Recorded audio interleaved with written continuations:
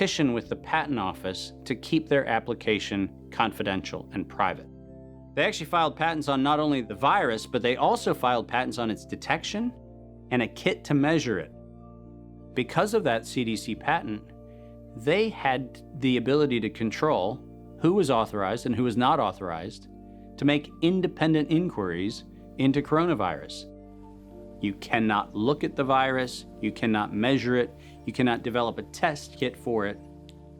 And by ultimately receiving the patents that constrained anyone from using it, they had the means, they had the motive, and most of all, they had the monetary gain from turning coronavirus from a pathogen to profit.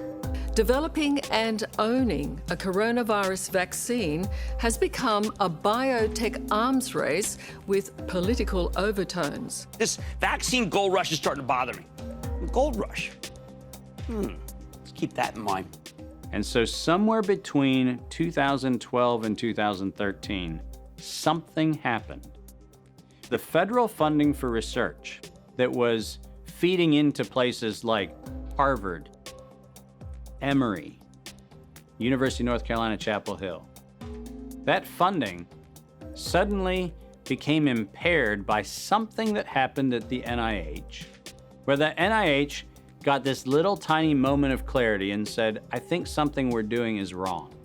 And in 2013, the NIH said, gain-of-function research on coronavirus should be suspended. The National Institutes of Health had a moral and social and potentially legal reason to object to research.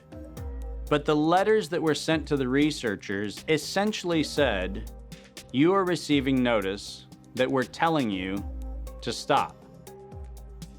And now on the bottom of the page, we're going to clarify what stop means. Keep going. But when the heat gets hot in 2014 and 15, what do? You offshore the research. You fund the Wuhan Institute of Virology to do the stuff that sounds like it's getting a little edgy with respect to its morality and legality, but do you do it straight way? No. You run the money through a series of cover organizations to make it look like you're funding a U.S. operation, which then subcontracts with the Wuhan Institute of Virology. The U.S. could say, China did it. China could say, the U.S. did it. And the cool thing is, both of them are almost telling the truth.